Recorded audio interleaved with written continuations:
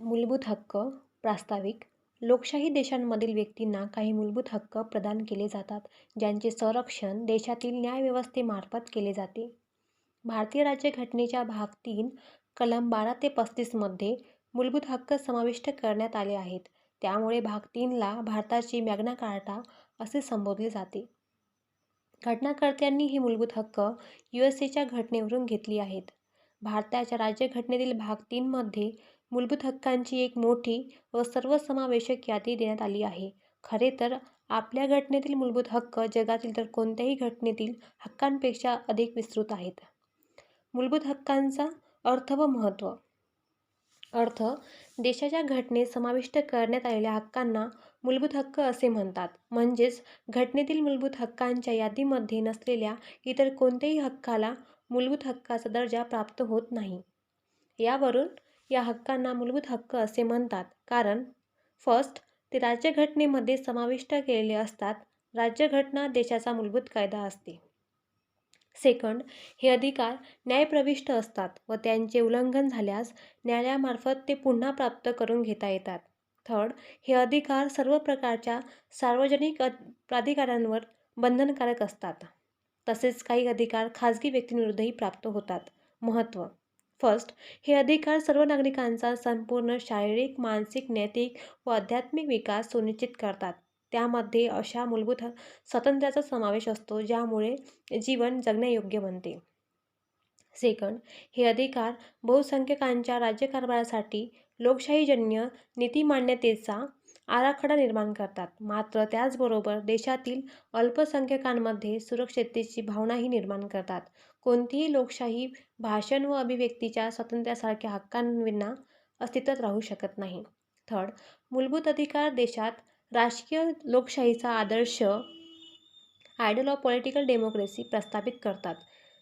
ते देशात एकाधिकारशाही व जुलमी सत्ता प्रस्थापित होण्यास प्रतिबंध करून राज्यसंस्थेच्या आक्रमणापासून जनतेच्या स्वातंत्र्याचे संरक्षण करतात. ते कार्यकारी मंडळाच्या जुलमी कृतींवर आणि कायदेमंडळाच्या असंगत कायद्यांवर मर्यादा घालण्याचे कार्य करतात.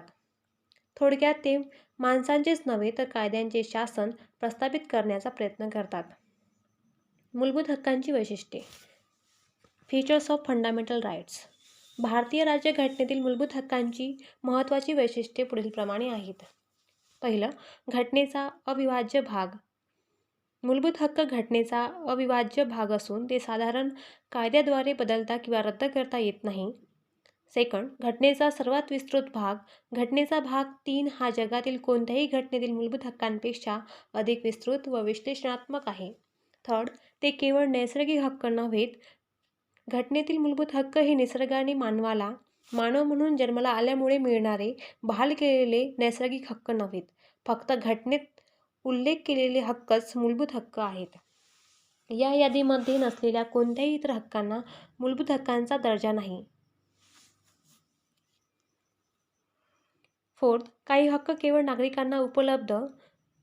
केवळ देशाच्या नागरिकांनाच उपलब्ध आहेत. उदाहरण: कलम 15, 16, 19, 29 व 30 मधील मूलभूत हक्क. म्हणजेच हे हक्क परकीयांना उपलब्ध नाहीत.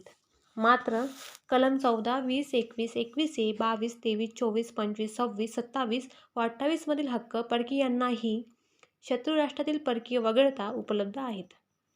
फिफ्थ, नकारात्मक व सकारात्मक हक्क. काही हक्क हे नकारात्मक स्वरूपाचे असतात. म्हणजेच ते राज्यसंस्थेला काही कृती करण्यास प्रतिबंध करतात. उदाहरण: पदव्या रद्द करणे. कलम 18. याउलट काही हक्क सकारात्मक स्वरूपाचे असतात. म्हणजेच ते जनतेला काही हक्क मिळवून देतात. उदाहरण: स्वातंत्र्य व समानतेचा हक्क. सिक्स्थ, मूलभूत हक्क अमर्यादित नाहीत.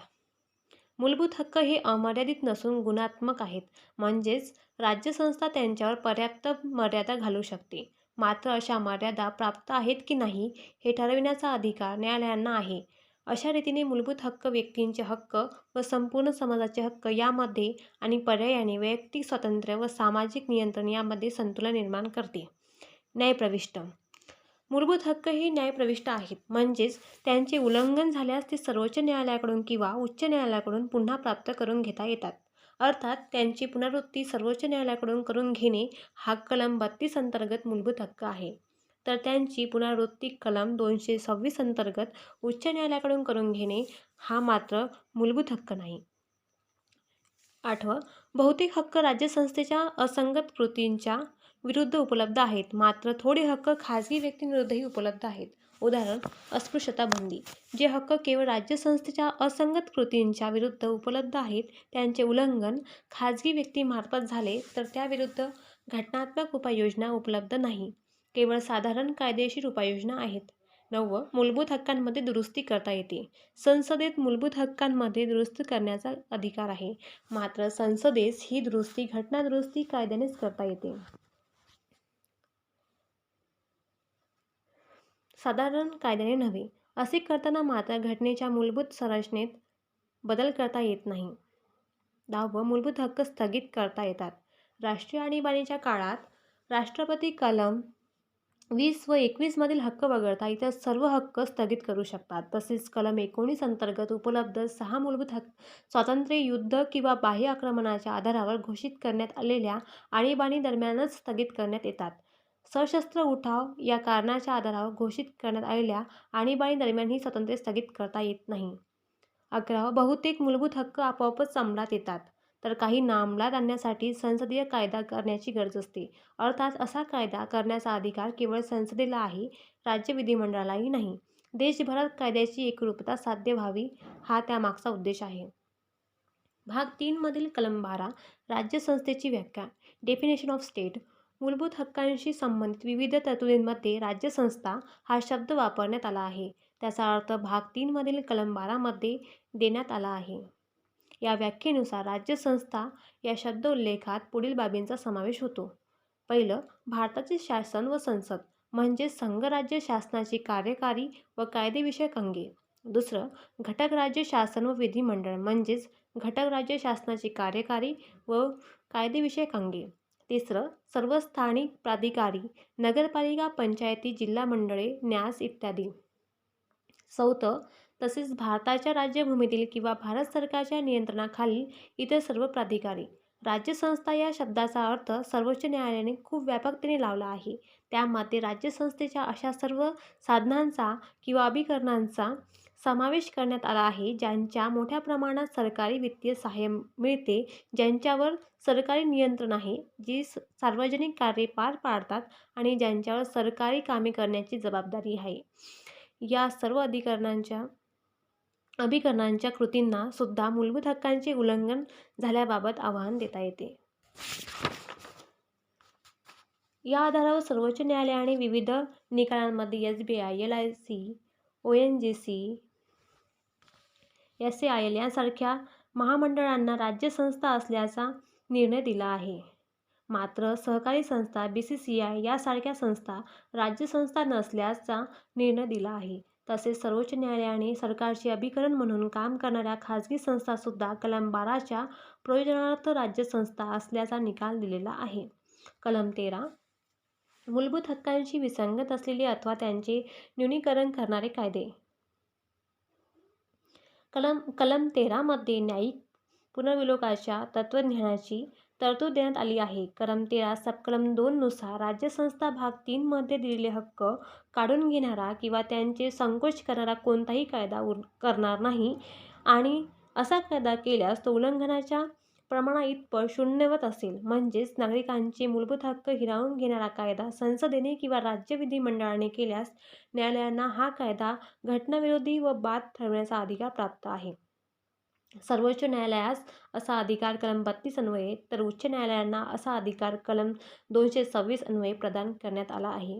कलम 13 सबकलम 3 मध्ये कायदा या शब्दाची व्याप्ती देण्यात आली आहे. त्यामध्ये पुढील बाबींचा समावेश होतो.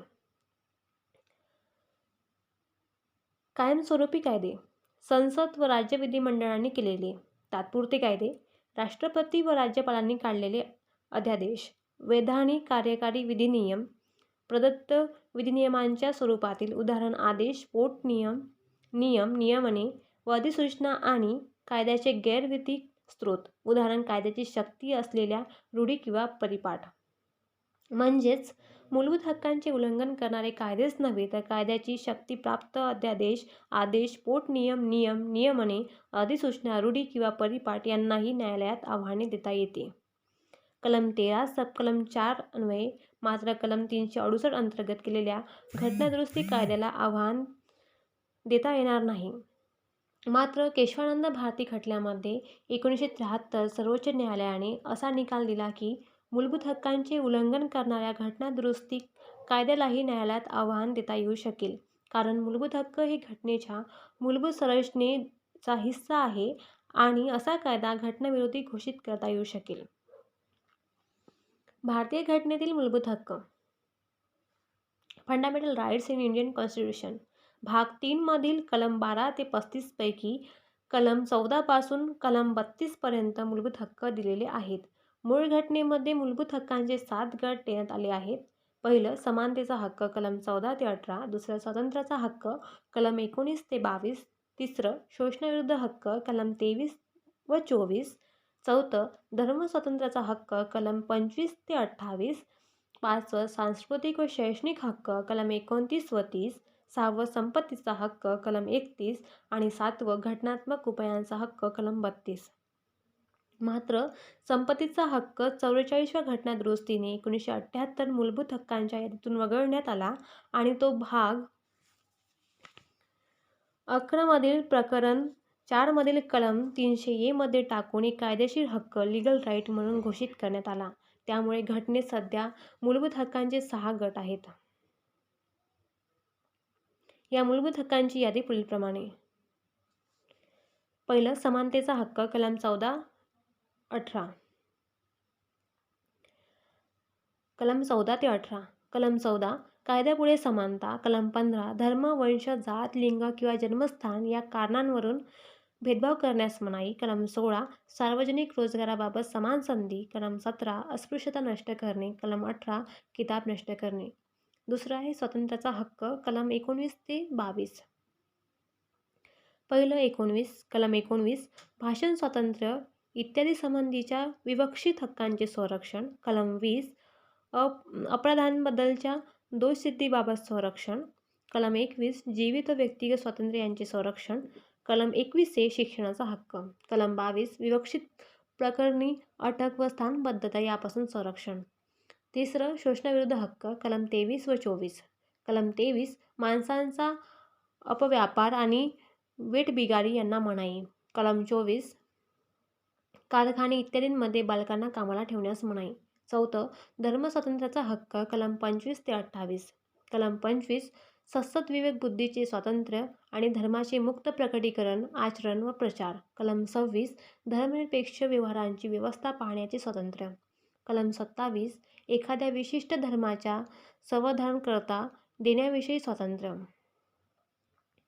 कलम 28 विवक्षित शैक्षणिक संस्थात धार्मिक शिक्षण अथवा धार्मिक उपासना यांना उपस्थित राहण्याविषयी स्वातंत्र्य. पाचवं सांस्कृतिक व शैक्षणिक हक्क कलम 29 व 30. कलम 29 अल्पसंख्याक वर्गांच्या हितसंबंधांचे संरक्षण. कलम 30 अल्पसंख्याक वर्गाचा शैक्षणिक संस्था स्थापन करण्याचा व त्यांचे प्रशासन करण्याचा हक्क. घटनात्मक उपायांचा अधिकार. कलम 32 भाग 3 ने प्रदान केलेले हक्क बजावण्याकरता उपाय. समानतेचा हक्क कलम 14 कायद्यासमोर समानता. Equality before law. कलम 14 नुसार राज्यसंस्था कोणत्याही व्यक्तीस भारताच्या राज्यक्षेत्रात कायद्यासमोर समानता किंवा कायद्याचे समान संरक्षण नाकारणार नाही. हा मूलभूत हक्क भारताचे नागरिक तसेच परकीय व्यक्तींनाही प्राप्त आहे. तसेच त्यातील व्यक्ती हा शब्दोल्लेखामध्ये कायदेशीर व्यक्तींचाही लीगल पर्सन समावेश आहे, असे वैधानिक महामंडळे, कंपन्या, नोंदणीकृत सोसायट्या किंवा इतर कोणत्याही प्रकारच्या कायदेशीर व्यक्ती. या हक्कात समाविष्ट असलेला कायद्यासमोर समानता हा हक्क ब्रिटनच्या घटनेवरून तर कायद्याचे समान संरक्षण हा हक्क अमेरिकन घटनेवरून देण्यात आला आहे. कायद्यासमोर समानता इक्वॅलिटी बिफोर लॉ अर्थ कायद्यासमोर समानता या हक्कातून पुढील अर्थ प्रतीत होतात. पहिलं कोणताही व्यक्ती श्रीमंत किंवा गरीब, उच्च किंवा निम्न, सरकारी किंवा गैरसरकारी कायद्याच्या वर नसणे. दुसरं देशातील न्यायालयांमार्फत प्रशासित केला जाणारा साधारण कायदा सर्व व्यक्तींना सारख्या प्रमाणात लागू असणे. तिसरं, कोणत्याही व्यक्तीस कोणत्याही प्रकारचे विशेषाधिकार नसणे. कायद्याचे समान संरक्षण, इक्वल प्रोटेक्शन ऑफ लॉ.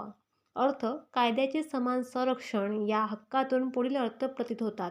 पहिलं, समान परिस्थितीत समान वागणूक, कायद्याने प्रदान केलेल्या अधिकारांच्या तसेच जबाबदाऱ्यांच्या बाबतीत. दुसरं, समान परिस्थितीतील सर्व व्यक्तींना एक कायदा समान प्रकारे लागू करणे, म्हणजेच भिन्न परिस्थितीतील व्यक्तींना एखादा कायदा भिन्नपणे लागू करणे. तिसरं, सारख्यांना कोणत्याही भेदभावनाविना सारखे म्हणूनच वर्तणूक देणे. अशा रीतीने कायद्यासमोर समानता ही एक नकारात्मक संकल्पना आहे, तर कायद्याचे समान संरक्षण ही एक सकारात्मक संकल्पना आहे. मात्र दोन्ही हक्क कायदेशीर दर्जा, संधी व न्याय यांची समानता प्रस्थापित करण्याचा प्रयत्न करतात. जरी घटना कलम 14 अन्वये कायद्यासमोर समानतेचा हक्क प्रदान करते आणि वर्गनिहाय कायद्यांना संमती देत नाही, तरी व्यक्तींच्या पर्याप्त वर्गीकरणास संमती देते. मात्र असे वर्गीकरण असंगत, कृत्रिम व वरवरचे असू नये. ते सुगम, विवेकात्मक व भरीव फरकावर आधारलेले असावे. सर्वोच्च न्यायालयाच्या मते जेथे समान व्यक्ती व असमान व्यक्ती यांना भिन्नपणे समजण्यात येते, तेथे कलम 14 लागू होत नाही. कायद्यासमोर समानता ही संकल्पना कायद्याचे राज्य, रूल ऑफ लॉ या संकल्पनेचा प्रमुख घटक आहे. त्यामध्ये कायदा तोडल्यास व्यक्तीस शिक्षा करता येऊ शकेल संकल्पनेचाही समावेश आहे. समानतेच्या तत्त्वाचे अपवाद, एक्सेप्शन्स. कलम 14 ने प्रदान केलेला कायद्यासमोर समानतेचा हक्क हा अमर्यादित हक्क नाही. त्यास घटनात्मक व इतर अपवाद लागू होतात. असे अपवाद पुढीलप्रमाणे. पहिलं, भारताचे राष्ट्रपती व घटक राज्यांचे राज्यपाल यांना कलम 361 अंतर्गत पुढील बाबतीत संरक्षण देण्यात आले आहे. राष्ट्रपती किंवा राज्यपाल आपल्या पदाच्या अधिकारांच्या वापराबद्दल आणि कर्तव्य पालनाबद्दल कोणत्याही न्यायालयास उत्तरदायी असणार नाही, त्यांच्या पदावधीदरम्यान तसेच पदावधी संपल्यानंतरही. मात्र असे असतानाही भारत सरकार किंवा राज्य सरकाराविरुद्ध योग्य कारवाई करण्याचा कोणत्याही व्यक्तीचा हक्क अबाधित राहील. तसेच कलम 61 अंतर्गत राष्ट्रपतीवर महाभियोग चालवताना त्यांच्या कृतीचे परीक्षण केले जाऊ शकेल. राष्ट्रपती किंवा राज्यपालाच्या विरुद्ध त्यांच्या पदावधी दरम्यान कोणत्याही न्यायालयात कोणत्याही प्रकारची फौजदारी कार्यवाही सुरू केली जाणार नाही किंवा चालू ठेवली जाणार नाही. राष्ट्रपती किंवा राज्यपालाला अटक करण्यासाठी किंवा कारागृहात टाकण्यासाठी त्याच्या पदावधी दरम्यान कोणत्याही न्यायालयातून कोणताही आदेश काढला जाणार नाही. राष्ट्रपती किंवा राज्यपालाने आपले पद ग्रहण करण्यापूर्वी किंवा नंतर त्याने स्वतःच्या व्यक्तिगत नात्याने केलेल्या कोणत्याही कृतीच्या संबंधात त्याच्या पदावधी दरम्यान कोणतीही दिवाणी कार्यवाही त्याला त्या आशयाची नोटीस दिल्यापासून पुढचे 2 महिने संपल्याशिवाय करता येणार नाही. कलम 361 अंतर्गत संसदेच्या किंवा राज्य विधिमंडळाच्या कोणत्याही सभागृहातील कामकाजाचे यथायोग्य वृत्त वर्तमानपत्रात प्रकाशित केल्याबद्दल कोणत्याही व्यक्तीवर दिवाणी किंवा फौजदारी कार्यवाही केली जाणार नाही. कलम 105 अंतर्गत कोणताही संसद सदस्य त्याने संसदेत किंवा तिच्या कोणत्याही समितीत केलेल्या कोणत्याही वक्तव्यासाठी किंवा मतदानासाठी कोणत्याही न्यायालयात कोणत्याही कार्यवाहीसाठी पात्र असणार नाही. कलम 194 अंतर्गत कोणत्याही राज्य विधिमंडळ सदस्य त्याने विधिमंडळात किंवा तिच्या कोणत्याही समितीत केलेल्या वक्तव्यासाठी किंवा मतदानासाठी कोणत्याही न्यायालयात कोणत्याही कार्यवाहीसाठी पात्र असणार नाही. कलम 31C हे कलम 14 ला अपवाद आहे. कलम 31C नुसार कलम 39B व कलम 39 सबकलम C मधील मार्गदर्शक तत्त्वांच्या अंमलबजावणीसाठी केलेल्या संसदीय कायद्यांना ते कलम 14 व कलम 19चे उल्लंघन करतात म्हणून आव्हान दिले जाऊ शकणार नाही. सर्वोच्च न्यायालयाच्या मते जेथे कलम 31C ग्राह्य आहे तेथे कलम 14 संपुष्टात येते. परकीय सार्वभौम, राष्ट्रप्रमुख, राजदूत याबरोबरच संयुक्त राष्ट्र व तिच्या संस्था इत्यादींना सुद्धा दिवाणी व फौजदारी कार्यवाहीपासून संरक्षण प्राप्त आहे. कलम 15 धर्म, वंश, जात, लिंग किंवा जन्मस्थान या कारणावरून भेदभाव करण्यास मनाई. कलम 15 सबकलम 1 नुसार राज्यसंस्था कोणत्याही नागरिकाबाबत केवळ धर्म, वंश, जात, लिंग किंवा जन्मस्थान या किंवा यापैकी कोणत्याही कारणावरून भेदभाव करणार नाही. या कलमातील भेदभाव व केवळ हे 2 निर्णायक शब्द आहेत. येथे भेदभाव म्हणजे व्यक्तींमध्ये प्रतिकूल ठरेल असा विभेद निर्माण करणे होय. केवळ या शब्दावरून असे प्रतीत होते की नागरिकांमध्ये केवळ धर्म, वंश, जात, लिंग व जन्मस्थान या आधारावर भेदभाव केला जाणार नाही, मात्र इतर आधारांवर भेदभाव केला जाऊ शकतो. कलम 15 सबकलम 2 नुसार कोणत्याही नागरिकावर केवळ धर्म, वंश, जात, लिंग, जन्मस्थान या किंवा यापैकी कोणत्याही कारणावरून पुढील बाबतीत कोणतीही निसमर्थता, दायित्व, निर्बंध किंवा अटी लागू केल्या जाणार नाहीत. दुकाने, सार्वजनिक उपहारगृहे, हॉटेल आणि सार्वजनिक करमणुकीची ठिकाणी यात प्रवेश किंवा पूर्णतः किंवा अंशतः सरकारी पैशाने राखलेल्या किंवा सामान्य जनतेच्या वापरासाठी खास खुल्या केलेल्या विहिरी, तलाव, स्नानघाट, रस्ते आणि सार्वजनिक राबत्याच्या जागा यांचा वापर.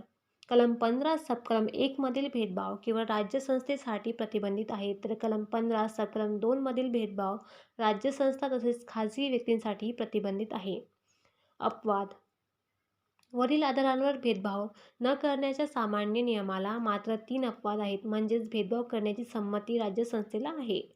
पहिलं, कलम 15 सबकलम 3 नुसार राज्यसंस्था महिला व बालकांसाठी कोणतीही विशेष तरतूद करू शकते. उदाहरण, महिलांसाठी आरक्षण, बालकांसाठी मोफत व अनिवार्य शिक्षण. दुसरं, कलम 14 सबकलम 4 नुसार राज्यसंस्थेत नागरिकांच्या सामाजिक व शैक्षणिकदृष्ट्या मागासलेल्या कोणत्याही वर्गाच्या उन्नतीकरिता किंवा अनुसूचित जमाती, जाती करिता कोणतीही विशेष तरतूद करण्याचा अधिकार आहे. उदाहरण, सार्वजनिक शिक्षण संस्थांमध्ये आरक्षण किंवा शुल्क सवलत. तिसरं, 93व्या घटनादुरुस्तीने 2005 20 जानेवारी 2006 रोजी कलम 15 सबकलम 5 समाविष्ट करण्यात आले.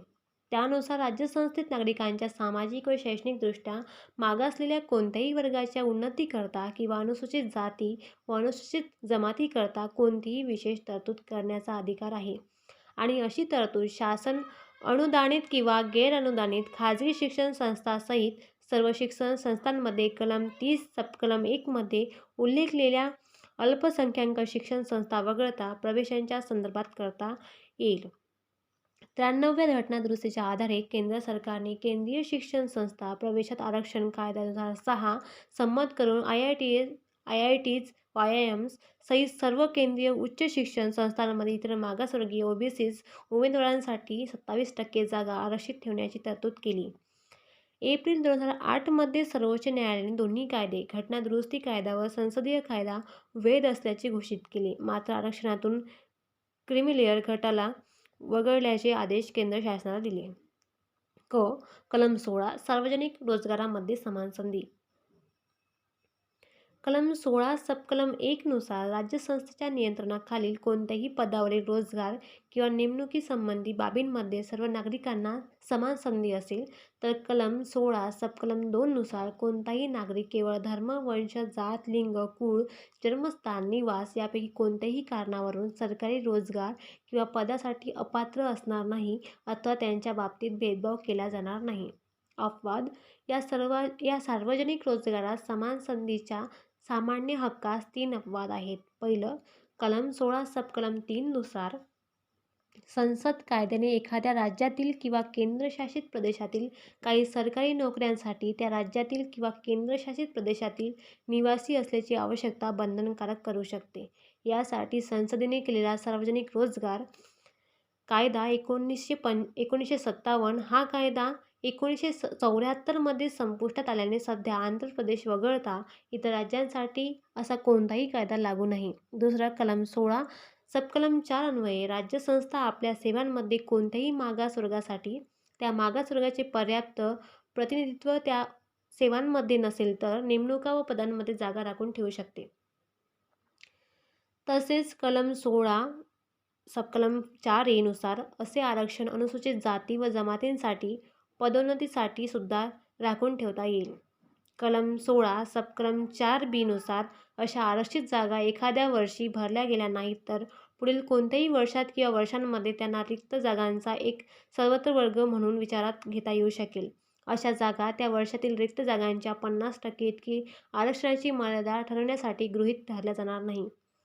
कलम 16 सबकलम 5 अन्वये एखाद्या धार्मिक किंवा सांप्रदायिक संस्थेच्या कारभाराशी संबंधित पदावर तसेच तिच्या शासक मंडळातील कोणताही सदस्य त्याच धर्माचा किंवा संप्रदायाचा अनुयायी असण्याबद्दल कायद्याने तरतूद करता येईल. कलम 17 अस्पृश्यता नष्ट करणे. कलम 17 अन्वये अस्पृश्यता नष्ट करण्यात आली आहे व तिचे कोणत्याही स्वरूपातील आचरण निषिद्ध करण्यात आले आहे. अस्पृश्यतेतून उद्भवणारी कोणतीही निसमर्थता लादणे हा कायद्यानुसार शिक्षापात्र अपराध असेल. या कलमाच्या आधारावर अस्पृश्यता अपराध कायदा 1955 संमत करण्यात आला. त्याच्या तरतुदी अधिक कडक करण्यासाठी या कायद्यात 1976 मध्ये व्यापक बदल करून त्याचे नाव नागरी अधिकार संरक्षण कायदा 1955 असे करण्यात आले. या कायद्यानुसार नागरी अधिकार म्हणजे कलम 17 अंतर्गत अस्पृश्यता नष्ट करण्यात आल्यामुळे व्यक्तीस प्राप्त होणारा कोणताही हक्क होय. या कायद्यात अत्याचाराच्या केसेस समाविष्ट नसल्याने त्यासाठी पुढे अनुसूचित जाती व अनुसूचित जमाती अत्याचार निवारण कायदा 1989 संमत करण्यात आला.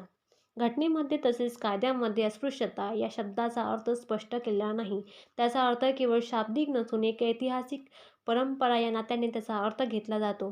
तिचा अर्थ काही विशिष्ट जातींमध्ये जन्माला आल्याने टाकल्या जाणाऱ्या सामाजिक निसमतेच्या दृष्टिकोनातून घेतला जातो. 1955 च्या कायद्याने अस्पृश्यतेच्या आधारावर केलेल्या काही कृतींना अपराध म्हणून घोषित केले आहे. अस्पृश्यतेच्या कृतीमुळे दोषी व्यक्तीला संसद व राज्य विधिमंडळाच्या निवडणुकांसाठी अपात्र घोषित करण्यात आले आहे. सर्वोच्च न्यायालयाने कलम 17 अंतर्गत प्राप्त मूलभूत हक्क खाजगी व्यक्तींच्या विरुद्ध उपलब्ध असल्याचा निकाल दिला आहे. तसेच न्यायालयाच्या मते या हक्कांचे उल्लंघन होऊ नये म्हणून आवश्यक उपाययोजना करणे ही राज्यसंस्थेची घटनात्मक जबाबदारी आहे. कलम 18 किताब नष्ट करणे. कलम 18 ने किताब नष्ट केले असून त्याबाबत 4 तरतुदी केल्या आहेत. पहिली, राज्यसंस्थेमार्फत लष्करी व शैक्षणिक मानविशेष वगळता कोणत्याही नागरिकास किंवा परकीय व्यक्तीस कोणताही किताब प्रदान केला जाणार नाही.